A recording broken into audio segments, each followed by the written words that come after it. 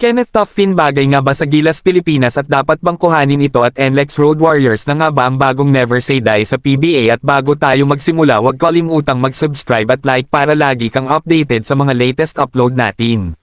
Salamat! Phoenix LPG Fuel Masters Rising Star Kenneth Toughin, dapat nga bang kuhanin ng Gilas Pilipinas para sa lineup nito?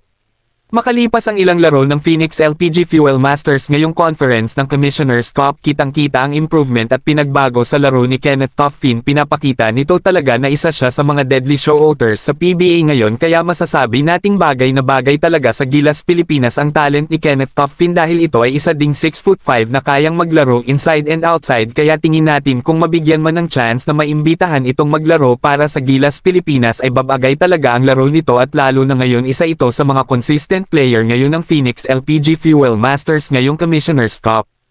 Ang magiging tanong na lamang ay papayagan kaya ito ng FIBA na maglaro pa rin sa Gilas Pilipinas kahit nakapaglaro na ito sa national team ng New Zealand? At kung kayo ang tatanungin mga ka-Lloyd Sports Zone, sa tingin nyo bababagay si Kenneth Toughin sa ating Gilas Pilipinas? Kung sakali, comment na.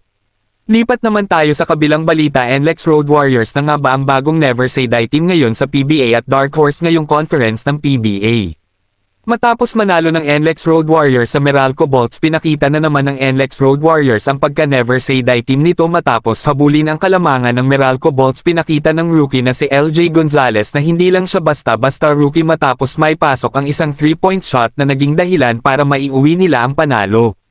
Kasalukuyang nasa top ng standings ang NLEX Road Warriors at pinakita nito na kayang-kaya nila talunin ang mga bigger teams sa PBA, kaya masasabi nating baka ang NLEX Road Warriors na nga talaga ang bagong Never Say Die team sa PBA ngayon matapos makakuha ng ilang panalo ngayong conference na puro galing sa come from behind win. At kung kayo ang tatanungin mga ka-Lloyd Sports Zone, sa tingin nyo NLEX Road Warriors na nga ba talaga ang Never Say Die team ngayon sa PBA? Comment na. At bago matapos ang ating video, huwag kalimutang mag-subscribe at like para lagi kang updated sa mga latest upload natin. Salamat!